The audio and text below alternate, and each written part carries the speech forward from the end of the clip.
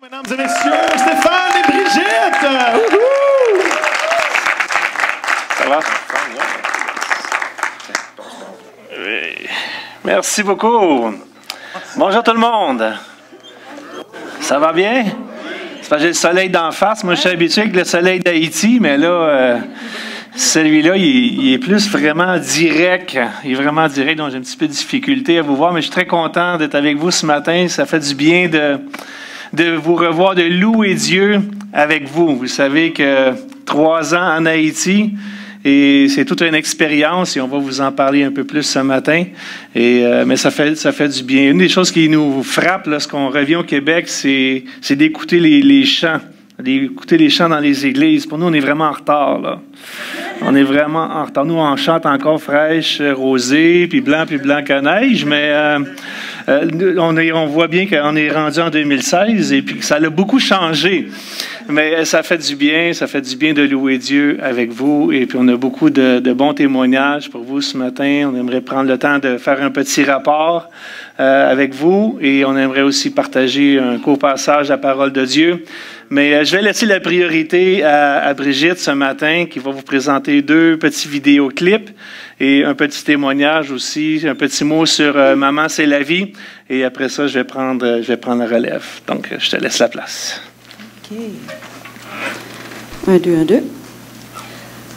Donc, je vais commencer directement avec le vidéo Famille Vincent. OK? Vous allez voir des images du début en 2013 quand on est arrivé jusqu'en 2016 à la toute fin. Juste au cas où il y a des gens qui ne soient pas au courant, en 2013, on est parti avec nos 2 enfants que vous allez voir sur la vidéo. Et ils ne sont pas ici avec nous ce matin, évidemment. Donc, je vous présente cette vidéo, puis après, je vais vous partager un petit témoignage.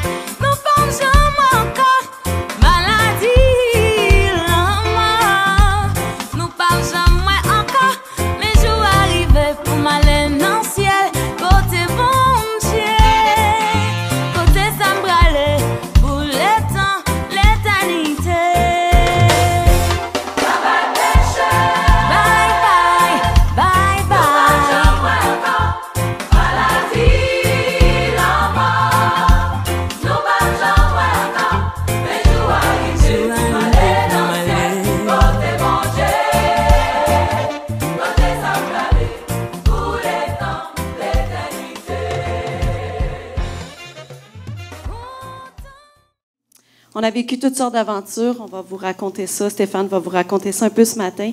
Je veux juste vous partager un témoignage, la réflexion que j'ai eue le matin qu'on a quitté Haïti. Alors, je vais lire et je vais commenter un peu. J'ai décidé de faire ça bien simplement ce matin. Alors, voici à quoi ça ressemble. 3 années passées, je pensais me rendre en Haïti pour aider les Haïtiens. Mais la vérité, c'est que ce sont eux qui m'ont aidé. Pendant ces 3 années, j'ai grandi, j'ai appris, j'ai compris beaucoup de choses. J'ai grandi dans ma confiance personnelle, mon leadership et en tant que personne. J'ai aussi grandi dans la foi, car devant la difficulté, j'ai découvert la fidélité et la grâce de Dieu. Je me suis rapprochée de Dieu et de sa parole. Dans 2 Corinthiens, je peux lire « Ma grâce te suffit, car ma puissance s'accomplit dans la faiblesse ». Je crois que j'ai expérimenté un peu plus ce verset profondément. J'ai appris à aimer, à pardonner et à compter les bienfaits de Dieu. J'ai appris à affronter mes peurs plus d'une fois. Excusez, c'était pas prévu, ça. J'ai appris à pousser mes limites. Je m'excuse. C'est encore frais, hein? Vous savez, conduire un camion dans les rues de Port-au-Prince, c'était pas mon rêve du tout. C'était pas mon souhait, c'était pas dans mes plans, mais je l'ai fait. Parce que j'ai compris que les plans de Dieu ne sont pas mes plans. J'ai compris que mieux vaut peu avec la crainte de l'Éternel que de grands trésors avec le trouble. Alors, je remercie Dieu d'avoir eu le privilège de côtoyer ces gens de si près. Ces gens que vous avez vus, et plein d'autres ont influencé ma vie, ont influencé mes pensées, mes valeurs, mes réflexions. Ils font maintenant partie de mon histoire. Et en terminant, je ne peux pas vous laisser sans vous parler de Maman, c'est la vie. Le projet que Dieu a mis sur mon cœur qui m'a permis de le voir s'accomplir. Je veux dire un merci spécial à ces femmes d'Haïti, ces femmes qui ont vraiment besoin de Dieu et qui ont vraiment besoin de notre soutien. Je leur dis merci d'avoir accueilli Maman, c'est la vie. Merci de m'avoir accepté, respecté et aimé, de m'avoir ouvert leur cœur et leur maison. J'ai vécu des moments incroyables, des moments uniques. J'ai été vraiment privilégiée et ça, je ne cesserai de remercier Dieu pour ces moments-là. Je vous laisse avec des belles images de Maman, c'est la vie. Et sachez que ces femmes sont des vraies mamans. La même chose que moi, je suis une maman, que vous êtes une maman. Elles ont besoin de Dieu, elles vivent un contexte de vie différent, mais ce qu'il y a des pareils ici ou ailleurs sur la terre, nous avons tous besoin de Dieu pour éduquer et faire grandir nos enfants selon la parole de Dieu. Alors, merci. Merci de m'avoir supporté. Merci de m'avoir suivi sur Facebook. Merci d'avoir écrit, de m'avoir encouragé, d'avoir prié pour nous et de nous avoir supportés. Ça n'a pas de prix. Merci beaucoup. Je vous laisse avec Maman, c'est la vie.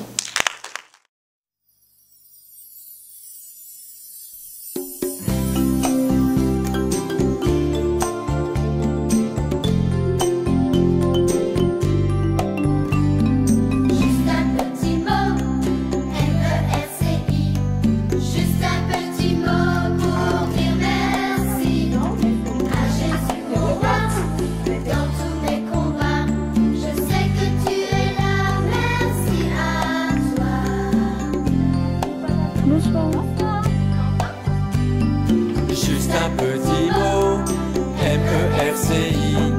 Juste un petit mot pour dire merci à Jésus mon roi. Dans tous mes combats, je sais que tu es là, merci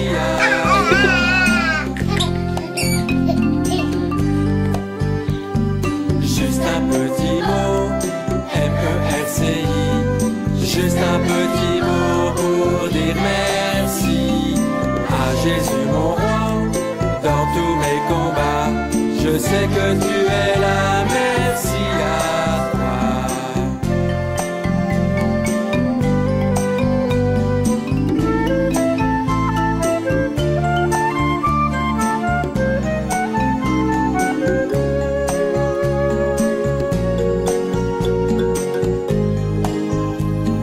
Juste un petit mot, M-E-R-C-I.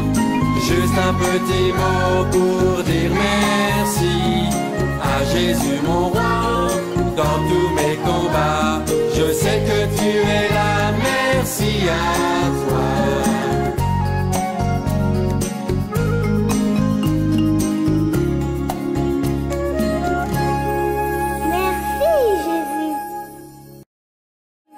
Entendu parler de Maman, c'est la vie. C'est un projet que j'ai commencé en Haïti, évidemment, pour supporter les femmes enceintes, leur apporter l'éducation, les femmes enceintes et les nouvelles mamans. Là. Donc, tout comme des cours prénataux, le suivi, le soutien pour la maman. Éducation, estime de soi, leur parler de Dieu, et puis des choses comme ça. Là.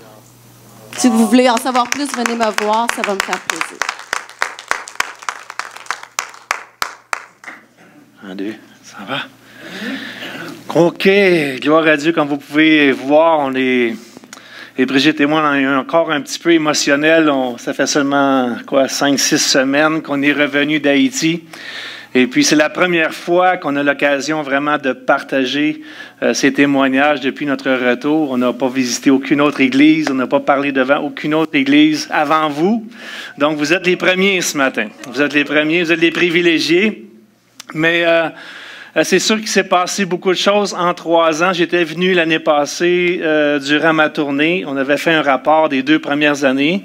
Et là, dans la dernière année, il y a eu beaucoup de choses aussi qui sont arrivées. On est retourné en Haïti le 27 octobre l'année passée. Et pour la première fois de notre vie, Brigitte et moi, on laissait nos enfants en arrière. Et ça, c'était vraiment un sujet de prière vraiment important pour nous. C'était pas quelque chose de facile. Vous pouvez vous l'imaginer, je pense, d'avoir deux adolescents. C'est quand même pas des bébés, là. Jérémie avait 18 ans. Elisabeth avait 18 ans. Jérémie avait 19 ans. Ils ont pris la maison tout seuls et on les a laissés derrière. Comme ça, ils ont poursuivi leurs études. Ils ont été sur le marché du travail. Ils avaient beaucoup de responsabilités sur leurs épaules. Et papa, maman, eux, étaient à l'autre bout du monde. Et la seule chose qu'on pouvait faire, c'est skyper sur Internet et puis donner quelques conseils. Quand quelque chose allait pas bien, on ne peut pas rien faire pour les aider. On était obligé de leur dire, ben là, vous allez devoir trouver une solution parce qu'on n'est pas là. Et ça, c'était pas toujours facile en tant que parent de devoir négocier ou dealer avec ce genre de situation-là. Mais Dieu nous a donné la grâce, Dieu nous a donné vraiment la grâce d'aller de l'avant, de fonctionner là-bas. Et vraiment, on remercie le Seigneur pour ça. Et dans la dernière année, c'est sûr qu'il y a eu toutes sortes de beaux projets qui ont pris naissance. Maman, c'est la vie, a continué de progresser et d'avancer vraiment rapidement. C'était devenu vraiment une demande.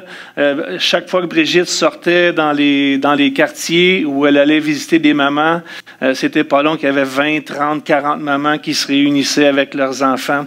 Et elle faisait des ateliers de toutes sortes de sujets intéressants comme l'allaitement, ces choses-là, comment stimuler les enfants, donner des outils aux mamans pour qu'ils puissent bien réussir avec leurs enfants. Et c'était devenu vraiment de plus en plus populaire. Brigitte, il y avait des pasteurs dans les églises qui commençaient à vouloir inviter Brigitte comme conférencière pour organiser des choses pour les mamans dans les différentes églises de notre secteur. Et vraiment, il y avait quelque chose qui était là, qui vraiment grandissait vraiment très bien. Pour ma part, à l'église La Forteresse, où j'étais le pasteur de jeunesse, on a vécu aussi toutes sortes de choses intéressantes. On a continué de former des ouvriers. Pour ceux qui ne savent pas, un des mandats qu'on avait en Haïti, c'était de former, d'équiper des ouvriers. Et on était rendu là dans notre mandat. À partir de la 2e année, on avait débuté à former des pasteurs, à former des conducteurs de chant, des musiciens, des placeurs, des gens au système de son, PowerPoint, et avec des ressources vraiment, vraiment limitées. Mais Dieu a pourvu, et Dieu vous a utilisé. Dieu vous a utilisé l'année passée pour nous bénir à l'église La Forteresse, avec la jeunesse, avec beaucoup d'équipements de son qui sont venus de l'Oasis jusqu'en Haïti. Et on a été vraiment bénis de recevoir votre cadeau de Noël. Je me rappelle comme si c'était hier, de recevoir un Skype dans le temps de Noël. Je pense même que c'était en Noël ou jour de l'an, ou vraiment la semaine avant Noël. Pasteur Joël était assis avec son comité d'église, me demandait des nouvelles, comment ça allait. Puis là, il disait, on aura à cœur de faire un cadeau, on aura à cœur de vous faire un cadeau. Et puis là, il me demandait qu'est-ce qu'on avait besoin au niveau du système de son. Là, j'ai envoyé la liste, comme les enfants. Hein? C'est le fun de Noël, hein? Les enfants, quand on nous demande, qu'est-ce que tu aimerais avoir comme cadeau de Noël? Puis là, tu peux écrire ce que tu veux sur la feuille, tu sais. Là, j'ai commencé à rêver, tu sais. J'ai commencé à mettre des choses, des bons moniteurs, des lutrins, des pieds de micro, un projecteur. Et là, j'en mettais. Là, je vais dire, oh, commande, rêve encore. Qu'est-ce que tu aimerais avoir pour Noël? Là, je regardais le piano un matin. Je dis, on n'en a pas un beau comme ça en Haïti. Peut-être l'année prochaine. Et vraiment, vous avez été une grande bénédiction pour nous. Et je me rappelle encore que là, c'était tout l'organisation. Comment on va faire parvenir tous ces beaux cadeaux-là en Haïti? Mais le Père Noël est venu vraiment en personne. Et vraiment, il a nolisé un chariot là, vraiment spécial. C'était écrit, si je me rappelle bien, c'était écrit Air Canada sur son chariot. Et notre frère René Thévenot qui est venu avec Air Canada dans janvier ou février, en début d'année. Et il a atterri à Port-au-Prince. Et là, on l'attendait avec joie, avec excitation. Et là, il est arrivé vraiment quelque chose de spécial à l'aéroport cette journée-là. Et je remercie le Seigneur qui m'a donné, après 2 ans d'expérience, on apprend un peu mieux comment dealer ou négocier avec les douanes. Et c'est toujours une situation très délicate quand on vit en Haïti. Seulement atterrir à l'aéroport et sortir de là, c'est un exploit. C'est un exploit en soi. Et là, je savais que René arrivait avec beaucoup d'équipements de son. Et je savais que les douaniers ne laisseraient pas passer ça comme ça. Je savais qu'ils les attendraient avec des demandes spéciales. Et comme de fait, moi j'attendais à l'extérieur de l'aéroport. Je ne pouvais pas rien faire pour aider René. Je faisais juste attendre sous le soleil d'Haïti, 35 degrés sous le soleil. J'ai attendu 1 heure, 1 heure et demie, presque 2 heures. Et là, tout le monde était sorti, puis René n'était toujours pas sorti de l'aéroport. Donc là, je me doutais bien qu'est-ce qui était en train de se passer à l'intérieur. Puis comme mes enfants, je ne pouvais pas rien faire pour lui. Et là, je priais. Je priais, Seigneur, garde-le, puis j'ai dit, protège-le, puis rouvre les portes, Seigneur, pour qu'on puisse vraiment avoir nos cadeaux, que vraiment on puisse les avoir, que ça puisse bien marcher. Et là, comme je priais, finalement, je vois mon René qui sort de l'aéroport, les mains vides. Vide, il n'y a rien dans ses mains. Je pense qu'il y a cette petite valise, il avait amené un t-shirt, une paire de bas, passer la journée. C'est tout ce qu'il y avait sur lui. Là, j'ai conclu que ça n'avait pas marché. Que tout mon équipement de son, tous mes cadeaux étaient encore à l'intérieur, c'était bloqué aux douanes. J'ai dit, bon, OK, on va là, essayer de juste prendre patience. Et je me dis, on va trouver une solution. Je dis à René, ça va aller, ça va aller, ça va aller. On va trouver une solution. Et René, il vient me voir, il vient me rejoindre à l'extérieur. Tout ce qu'il y avait, c'était un bout de papier qui disait que le matériel qu'il avait apporté était bloqué aux douanes et qu'il y avait des taxes à payer. Il y avait des taxes à payer. Et puis, j'ai dit, bon, je dis, OK, c'est combien les taxes? Fait que, il me dit, mon affaire de pas loin de $600. US, oui, US, merci Joe de me rappeler cette information-là. Comme vous savez, le dollar canadien, le dollar américain, c'est pas tout à fait pareil encore, hein? Ça faisait beaucoup d'argent, $600 américains. Mais Dieu m'avait déjà montré que quand je vais à l'aéroport, il ne faut pas que je m'amène d'argent. Il faut toujours que j'arrive à l'aéroport les mains vides, les poches vides. Parce que c'est sûr qu'à chaque fois que j'arrive à l'aéroport et j'ai de l'argent dans mes poches, je repars toujours avec rien. Ils finissent toujours par trouver une manière de venir chercher de l'argent dans mes poches. Donc, j'avais presque rien dans mes poches. J'avais, je pense, $70 américains. Et puis, là, je vois la facture qui est là, $600 américains. Et puis là-dessus, René avait négocié quand même un petit peu avec le douanier. Il avait fait un effort. Et là, j'ai dit, oh, qu'est-ce que je vais faire? Qu'est-ce que je vais faire, Seigneur? Là, j'ai dit, je ne peux pas le choix, je ne peux pas laisser le stock dans l'aéroport parce que si j'attends 1 journée, 2 jours avant d'aller le chercher, ça se peut que ça ne soit plus là. Ça se peut que ça soit déjà vendu dans la rue, ça se peut que ça n'existe plus, ça n'a jamais existé. Et là, j'ai dit, si je retourne à la maison sans mon équipement de son, c'est sûr que je ne le revois pas. Là, j'ai pensé à tout ça. J'ai dit à René, on retourne en dedans. Fait que là, j'arrive pour entrer en dedans. Le policier ne voulait pas nous laisser retourner à l'intérieur. J'ai dit, on s'est fait saisir du matériel aux douanes. J'ai dit, j'ai un papier. Est-ce que je peux retourner à l'intérieur de l'aéroport? Il me dit, oui, OK, vas-y. Je pars avec René, on rentre en dedans. Je vais voir la dame au comptoir. Et puis là, je commence à négocier. Je commence à négocier. Je dis, écoute, là, j'ai dit, c'est pour le Seigneur, ça, là, ce que vous avez là devant vous, là, ce bel équipement-là, c'est pour le Seigneur. C'est un cadeau. C'est une église au Canada qui nous envoie ça. C'est pour les enfants en Haïti. On a une église d'enfants. On met 700 jeunes à l'école gratuit à chaque année. On leur donne à manger. On a une clinique. On leur fait cadeau des médicaments. On est là pour faire du bien. Y a-t-il moyen de descendre le prix les taxes? Fait que là, ouais, OK. Là, elle va voir son supérieur. Elle revient 5-10 minutes après. Elle dit, on va descendre ça à 400 $. Ah, 400 $. Si moi, j'ai pas 400 $, madame, j'ai dit vraiment pas, j'ai pas 400 $. Mais elle dit, il y a des guichets automatiques juste à côté, là. Elle dit, allez au guichet automatique, elle dit, je vais vous attendre. Bon, j'ai dit, c'est correct.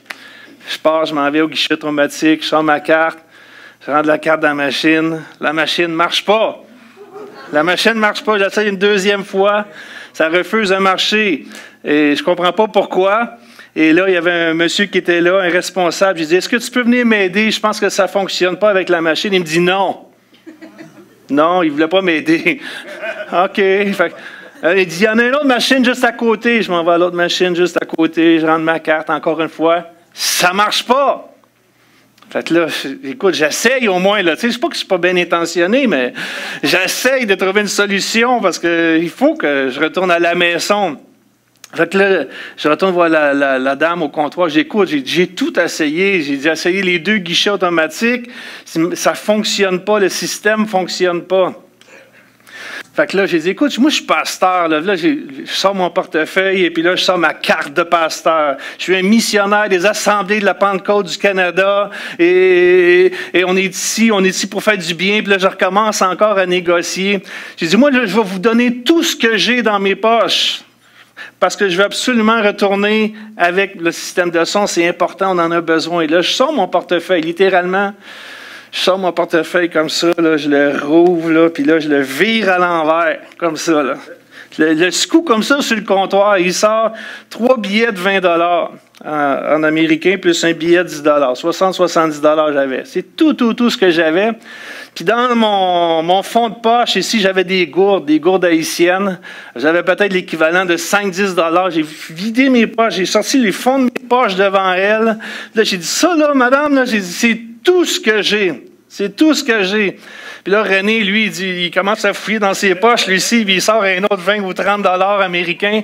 On avait pour au total 100 $ américains sur le comptoir. J'ai dit, ça, madame, c'est le mieux que je peux faire. J'ai dit, j'ai plus rien sur moi. J'ai pas d'argent pour m'acheter un sachet d'eau pour retourner à la maison. Et là, elle va voir son patron. Elle revient avec un papier. Elle dit, OK, c'est correct. Ah, c'est correct, on va prendre votre 100 $. Alors, on est retourné à la maison. On a dit, wouhou! Merci Seigneur. Mais c'est un défi. Je ne sais pas si vous le savez, vivre en Haïti, là. Y a-t-il des Haïtiens ici? Je sais, j'ai des amis là, de l'Afrique qui sont là, mais y a des Haïtiens. La vie n'est pas facile en Haïti. Il n'y a pas de facilité. Et c'est un combat comme ça, c'est un combat à chaque jour.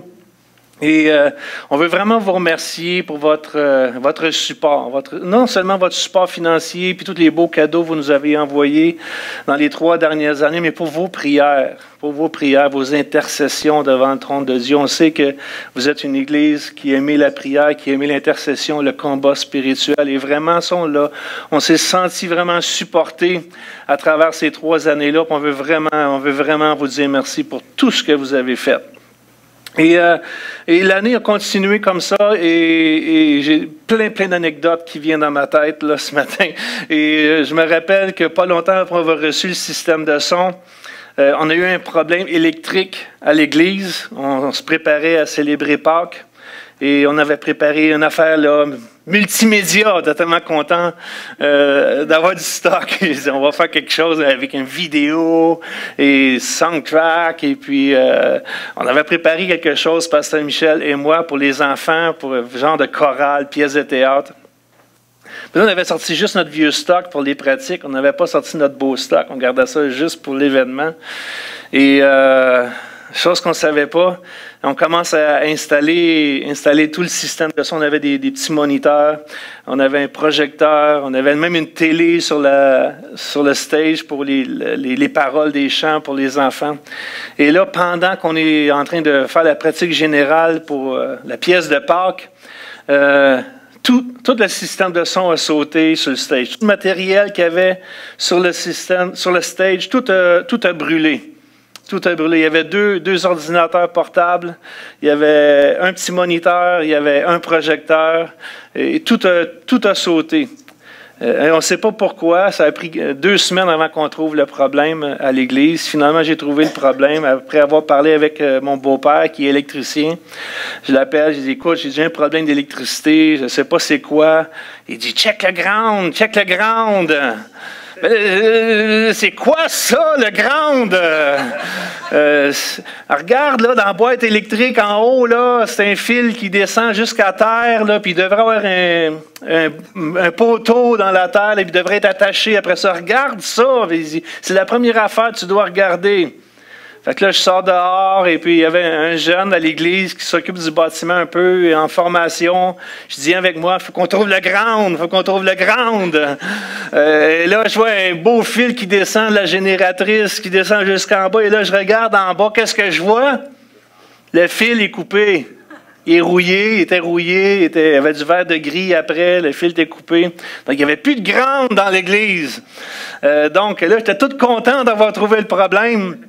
Et là, j'ai dit à ce jeune homme-là, Réginald, qui s'appelait Réginald, tu dois réparer ça là, rapidement. Tu dois tout nettoyer puis reconnecter le ground au poteau. Et là, j'appelle mon beau-père, j'étais tout content. Hey, on a trouvé le problème, c'était le ground!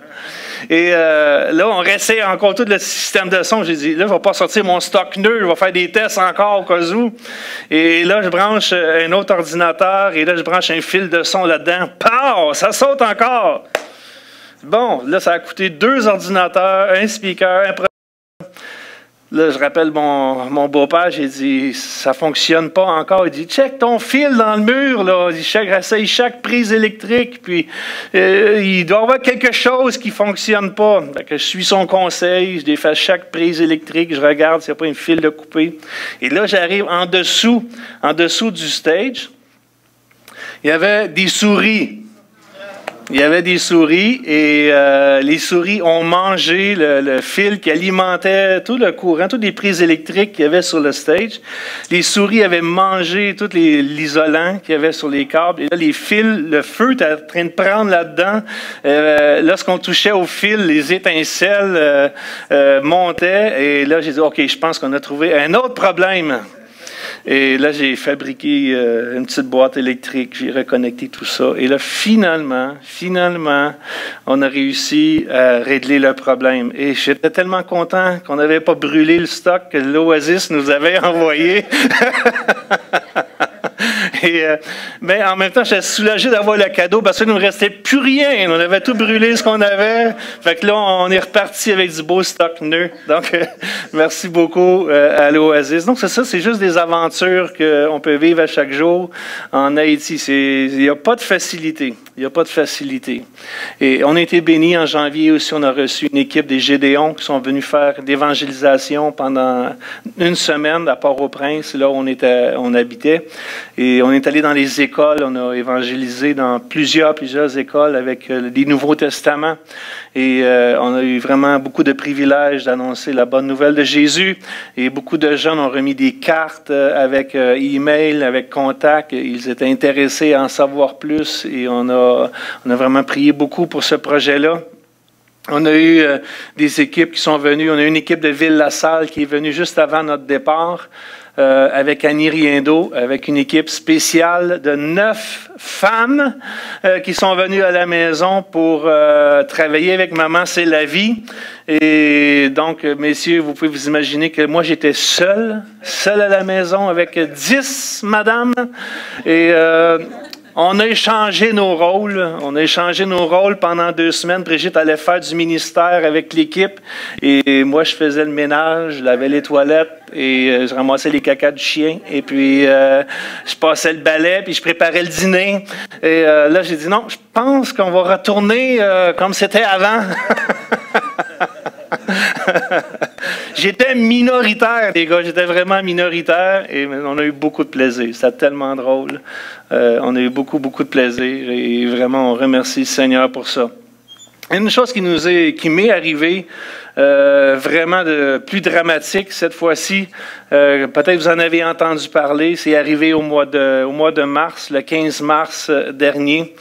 Et on venait tout juste de terminer une série de cours sur Internet avec nos patrons, une formation. C'était un mardi matin, je m'en rappelle comme si c'était hier. Et là, en finissant le cours, j'ai dit à Brigitte, je dois aller à la banque parce que j'avais plus d'argent sur moi. Donc, à la banque en Haïti, c'est quelque chose de très dangereux, aller à la banque. Donc, on y va le moins souvent possible. Et moi, ça faisait, je pense, 3 mois ou 4 mois, je n'avais pas été à la banque. Mais là, j'avais vraiment plus rien. Je n'avais pas d'argent pour mettre du gaz dans le char. J'ai dit, j'ai pas le choix, il faut vraiment que j'y aille. Et là, après notre cours, je disais à Brigitte, je m'en vais à la banque. Et là, Brigitte reçoit un texto sur son téléphone qui dit qu'aujourd'hui, les policiers sont en grève. Les policiers sont en grève, donc il y a moins de surveillance sur les rues. Donc, il demandait aux gens d'être prudents. Fait que là, j'ai dit, bon, puis il dit, ouais, OK, mais là, je dois aller à la banque. La banque de chez nous, c'est 3 ou 4 coins de rue, c'est pas très, très loin. J'ai dit, bon, je vais aller voir ce que ça a de l'air. Et puis, je quitte la maison, je commence à monter la rue. Et là, en montant comme ça, en allant vers la banque, je passais devant l'église. Puis là, j'ai commencé à prier. Je commençais à prier, Seigneur, protège-moi. Je ne sais pas pourquoi je priais ça, mais je disais, Seigneur, protège-moi. Que ta main soit sur moi, puis pendant que je vais à la banque, je veux juste que ça y aille bien, puis je veux juste retourner à la maison. Et je suis monté à la banque, et juste en arrivant à la banque, j'ai été rassuré un petit peu parce que il y avait un paquet de policiers qui étaient là juste dans la ruelle à côté de la banque, qui étaient en train de faire des arrestations pour des gens qui étaient en moto. Donc, j'ai dit, merci Seigneur, je t'ai mis des policiers sur ma route. Tu as mis des policiers sur ma route. Et là, je suis rentré dans la banque et ça a super bien été. Et puis, pas du temps, ça prend 1 heure et demie juste à aller au comptoir pour faire un retrait. Et là, il y avait presque personne dans la banque. Il y avait peut-être 6-7 personnes. Donc, 15 minutes, j'étais sorti de la banque. J'ai dit, merci Seigneur, non seulement tu as mis des policiers sur la route, mais ça va super vite. Et là, après d'avoir sorti de la banque, et j'ai un compte en dollars américains, parce que tout se fait en dollars américains là-bas, mais à cause qu'on vit en Haïti, c'est des gourdes haïtiennes. Je dois changer mes dollars américains en gourdes. Je dois aller chez un money changer, un changeur.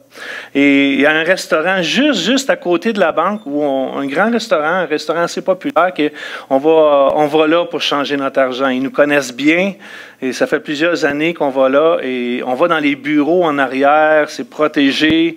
Et là, on met notre argent US sur le comptoir. Et puis là, il y a quelqu'un qui part, qui va changer notre argent.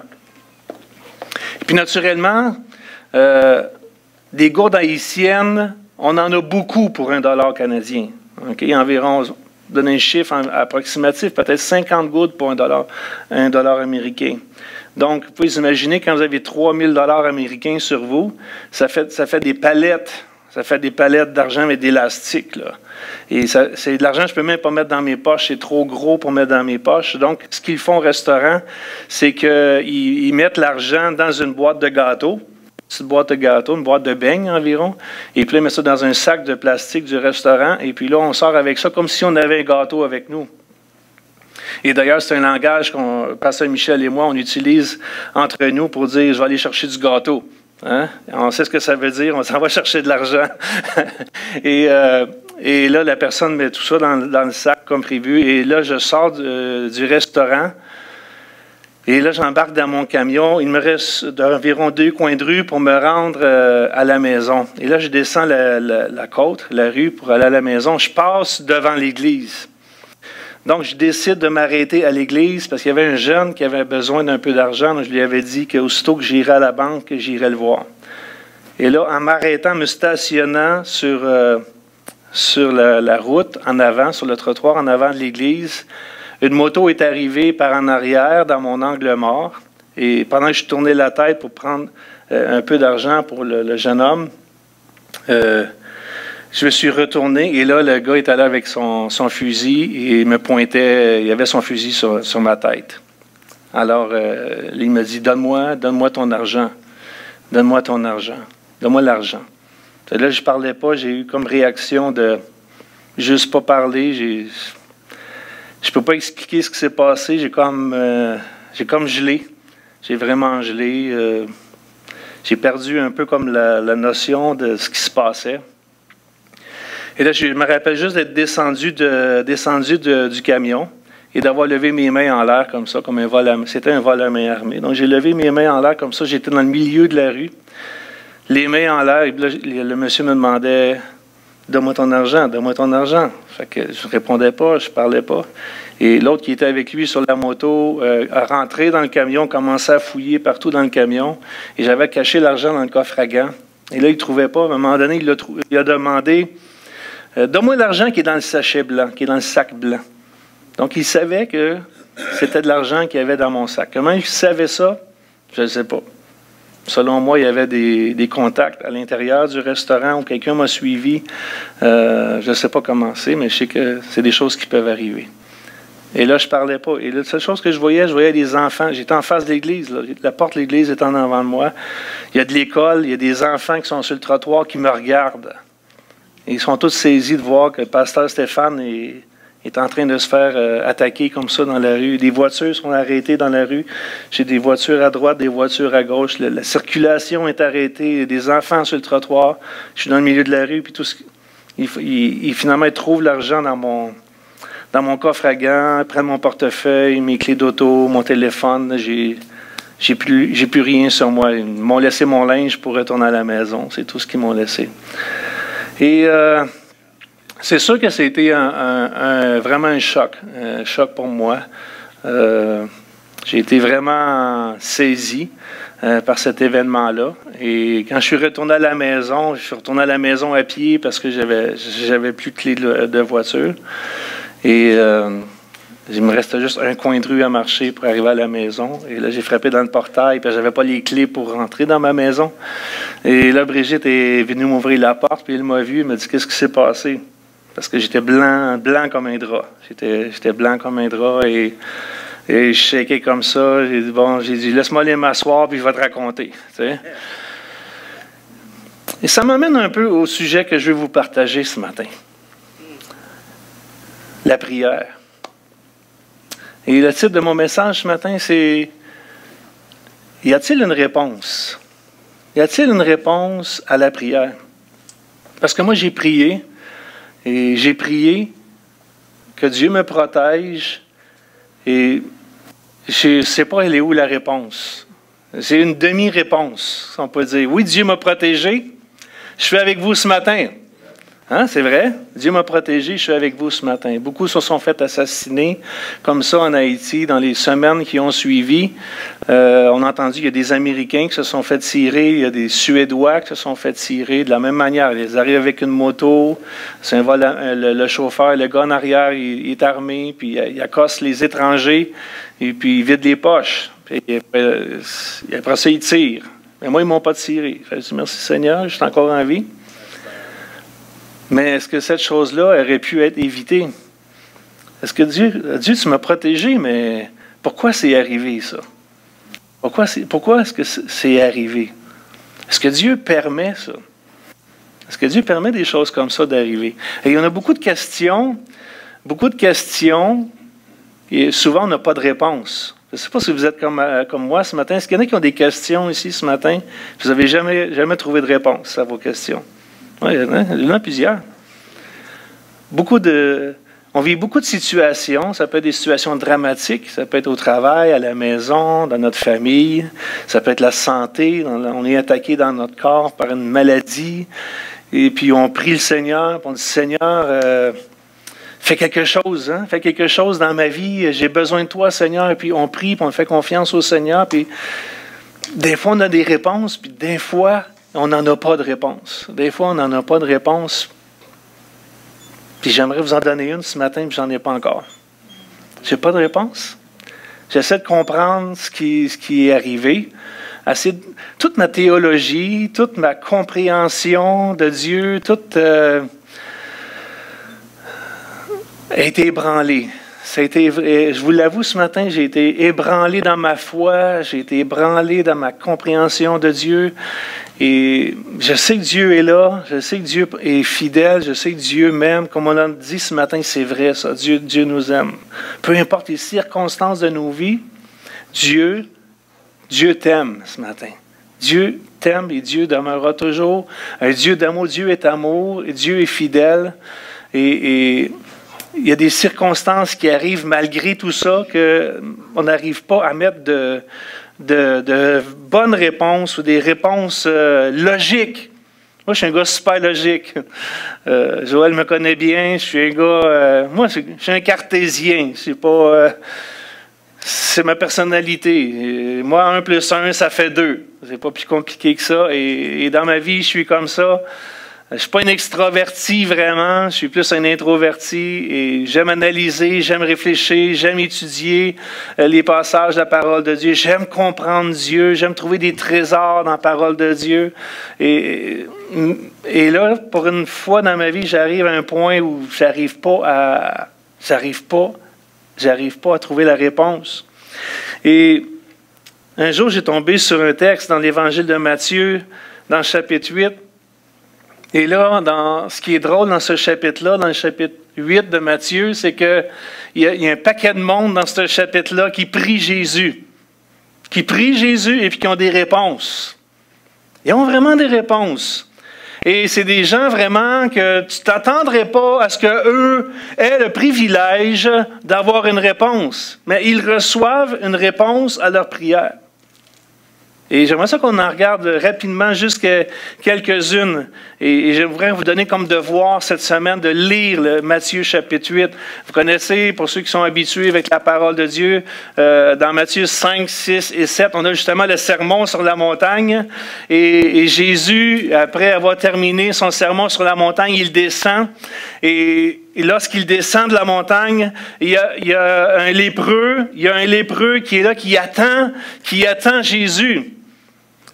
Il attend Jésus. Le lépreux a un besoin et il sait que Jésus est sur la montagne. Il a entendu dire que Jésus était sur la montagne avec ses disciples, mais lui, à cause qu'il était un lépreux, c'était un exclu de la société. C'est quelqu'un qui avait perdu ses privilèges de s'approcher des gens et même de parler avec Jésus. Et ce lépreux-là, lui, il a un besoin, il a vraiment un besoin, et il attend une occasion pour aborder Jésus. Et ça nous dit dans le texte, lorsque Jésus fut descendu de la montagne, une grande foule le suivit. Et voici un lépreux s'étant approché, se prosterna devant lui et dit, « Seigneur, si tu le veux, tu peux me rendre pur. » Et Jésus étendit la main, le toucha et dit, « Je le veux, sois pur. » Aussitôt, il fut purifié de sa lèpre. Imaginez, un lépreux, peut-être caché en arrière d'un arbre ou en attendant que Jésus descende de la montagne pour être sûr qu'il n'y a pas personne qui le voit dans les environs, sinon il l'aurait chassé pour dire, « Toi, tu es un lépreux. Il y a une place pour toi là-bas. Là. Il y a une zone là-bas qui est réservée pour les lépreux. Tu n'as pas d'affaires ici. » Mais le lépreux, lui, il est désespéré. Il est considéré comme un impur, un indigne et un rejeté de la société. Mais le lépreux, lui, il est décidé. Il dit, moi, quand je vais voir Jésus, je vais m'approcher de lui. Et il voit Jésus arriver. Et le texte nous dit littéralement, s'étant approché, se prosternant devant lui, il dit, Seigneur, si tu le veux, tu peux me rendre pur. Le lépreux fait cette prière à Jésus. Si tu le veux, tu peux me rendre pur. Et la réponse de Jésus au lépreux, elle dit, je le veux. Je le veux. Sois pur. Je le veux. Sois pur. Jésus répond positivement à la prière du lépreux. Alors moi, ça m'a encouragé de voir que un lépreux, même quelqu'un qui est considéré comme un rejet de la société, Jésus prend le temps de répondre à sa prière et d'acquiescer à sa demande. Et on peut aller plus loin, juste quelques versets plus loin, toujours dans le chapitre 8, il y a l'histoire du centenier. Peut-être vous avez déjà entendu l'histoire du centenier. Un centenier, c'est un soldat. C'est un chef. C'est un chef de l'armée qui a des soldats sous son autorité. Et lui, il dit à ses soldats d'aller, ils vont. Il dit aux soldats de revenir, ils reviennent. Il y a des gens qui sont dans son équipe, qui sont avec lui. Et lui, il est le boss. Il est le boss, c'est le centenier. C'est un chef. Et le centenier, la Bible nous dit que Jésus, le centenier aborda Jésus, et priant et disant, « Seigneur, mon serviteur est couché à la maison, atteint de paralysie et souffrant beaucoup. » Jésus lui dit, « J'irai et je le guérirai. » Et là, le centenier, lui, a une réaction un peu spéciale parce qu'il se sent indigne. Il se sent indigne. Jésus avait dit qu'il était pour aller chez eux, pour aller le guérir. Puis le centenier dit, non, non, non, moi je suis indigne que tu viennes chez nous. Mais dis seulement une parole, puis il va être guéri. Et Jésus, voyant dans cette parole-là une parole de foi, une parole de confiance, parce que le centenier a dit, moi là j'ai des hommes sous mes ordres, quand je dis à l'un va, il va, quand il dit à l'autre viens, il vient. Alors si toi seulement tu dis une parole, il va être guéri. Le centenier avait cette confiance en Jésus que si seulement il disait une parole, que le serviteur serait guéri. Mais un centenier, c'est un homme de sang, c'est un homme de guerre, c'est quelqu'un qui s'approche de Jésus, qui va voir Jésus, qui aborde Jésus en le priant et en disant « Fais quelque chose pour mon serviteur ». Je ne sais pas si le centenier connaissait l'histoire de l'Ancien Testament où David avait été mis de côté pour la construction du temple à cause que le sang avait coulé dans ses mains et que c'était son fils Salomon, c'est lui seul qui devait construire le temple. Je ne sais pas s'il y avait une notion de perte de privilège auprès de Dieu parce que c'était un homme de guerre, parce que c'était un homme de sang. Mais le centenier est allé vers Jésus. Il a adressé sa prière et Jésus a répondu à cette prière. Et non seulement Jésus a répondu à cette prière, il a guéri le centenier à l'heure même, mais Jésus a dit de ce centenier, je vous le déclare que plusieurs viendront. Je vous le dis en vérité, même en Israël, je n'ai pas trouvé une aussi grande foi. Un centenier. Même en Israël, je n'ai pas trouvé quelqu'un avec une aussi grande foi. Israël, c'est le peuple de Dieu. Mais dit, ce centenier a plus de foi que le peuple d'Israël. Moi, ça me shake en dedans. Ça me dit, voyons donc, un centenier, un lépreux, un centenier qui adresse une prière à Jésus et que Jésus acquiesce à sa demande. Et il y a d'autres guérisons comme ça qui viennent dans Matthieu chapitre 8. Et je vais juste aller rapidement. Peut-être juste vous mentionner celle de la tempête apaisée où les disciples sont dans la barque rapidement.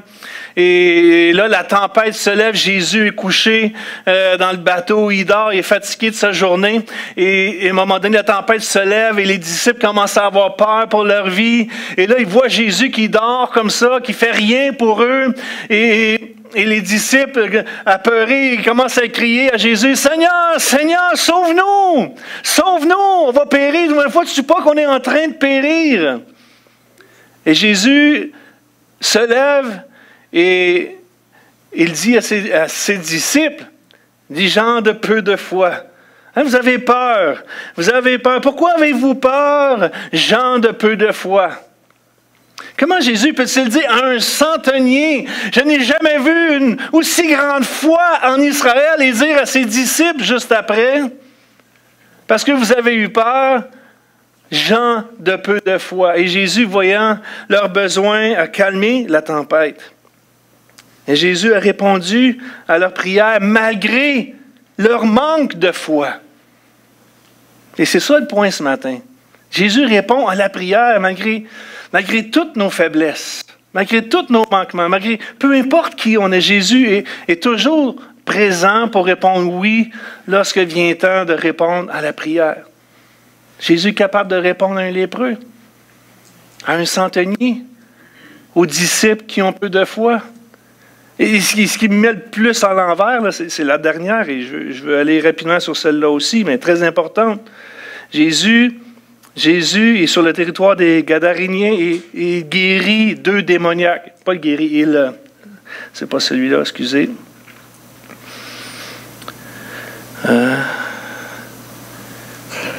C'est l'histoire où Jésus chasse les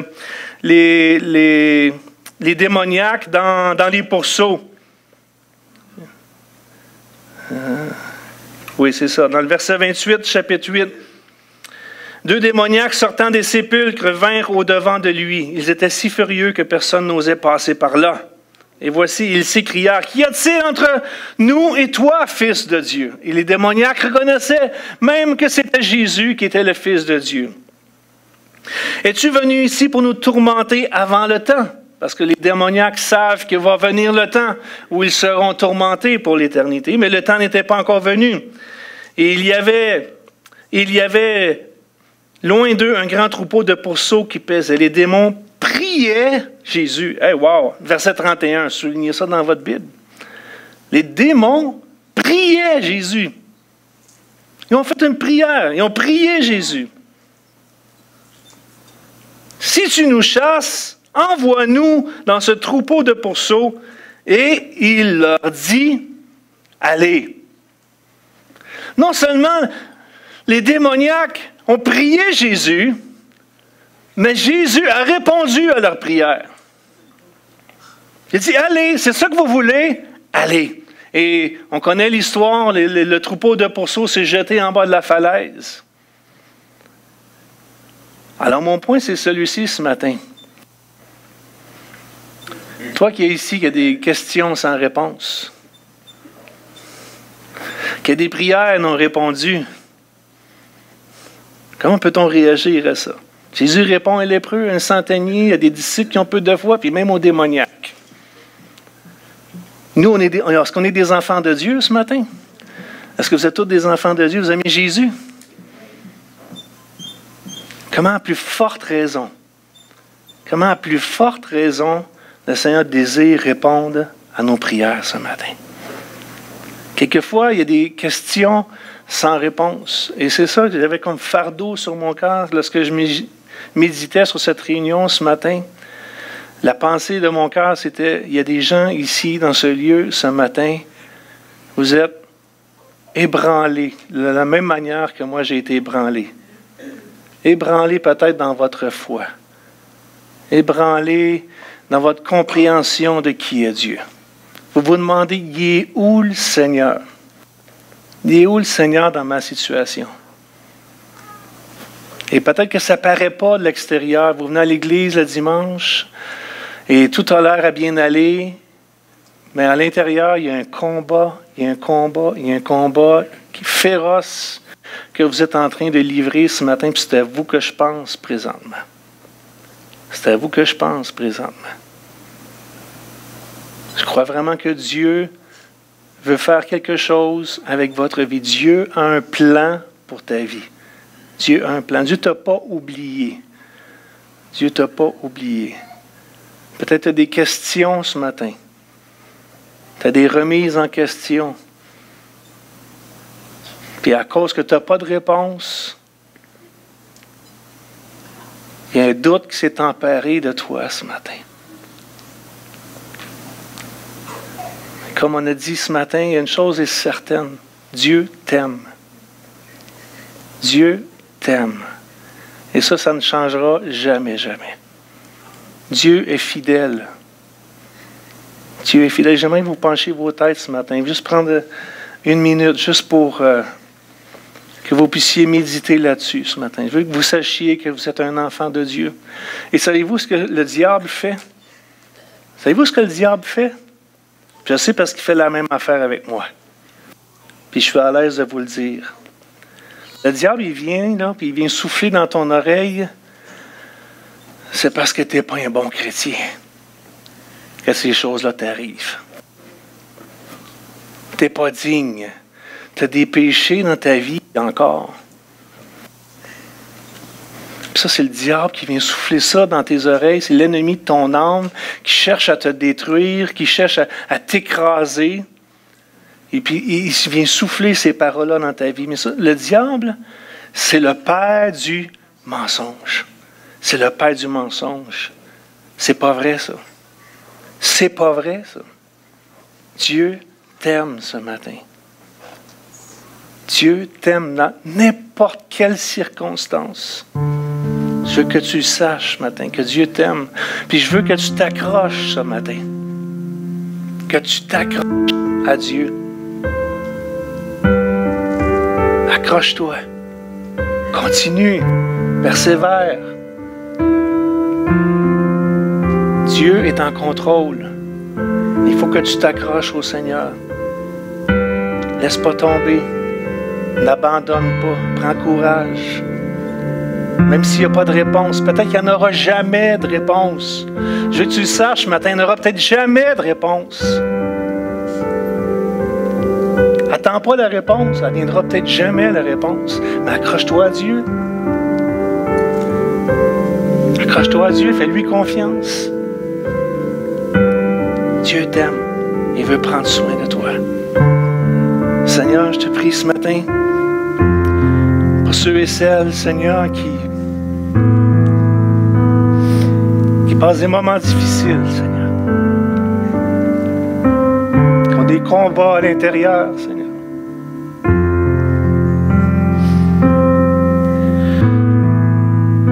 Seigneur, tu es le Dieu qui répond.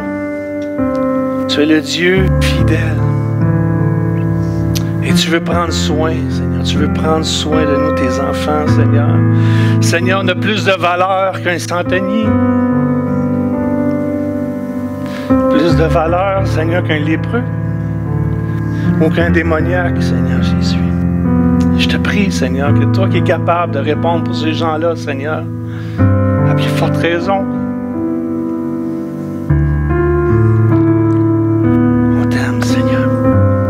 Seigneur, je te prie pour la guérison ce matin, pour la délivrance, pour la consolation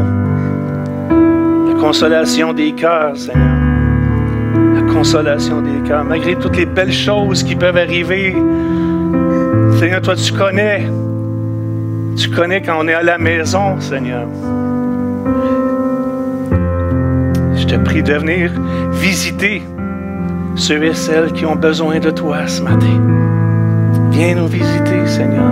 Viens nous restaurer, nous relever, nous encourager afin que nous puissions persévérer jusqu'à la fin. Et Seigneur, je veux te donner la gloire ce matin. Je veux te donner la gloire au nom de Jésus. Au nom de Jésus, Papa. Au nom de Jésus. J'appelle la guérison au nom de Jésus. Tu restaures, Seigneur, les relations, Seigneur. Restaure le zèle, Seigneur, pour l'Évangile. Tu restaures, Seigneur, toutes choses ce matin. Au nom de Jésus. Au nom de Jésus, Papa. Au nom de Jésus, Papa. Au nom de Jésus. Au nom de Jésus. Au nom de Jésus. Au nom de Jésus.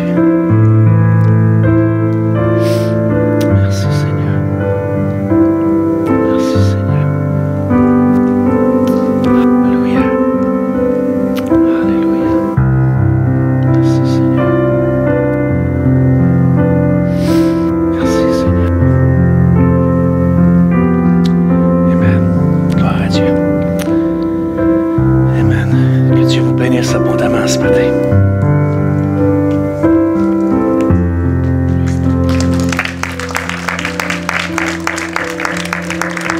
Avant de se quitter ce matin, j'aimerais ça juste prier pour quelques personnes. Premièrement, Brigitte et Stéphane.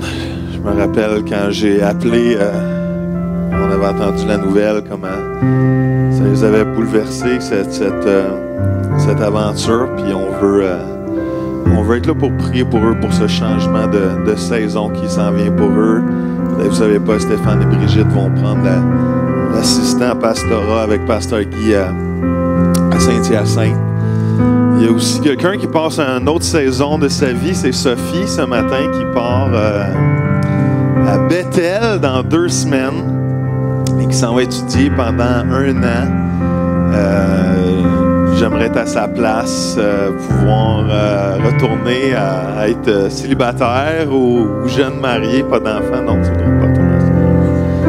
Pas célibataire, non, c'est correct. Okay. J'ai compris le message. et juste pouvoir étudier, on veut la relâcher ce matin, on veut la bénir.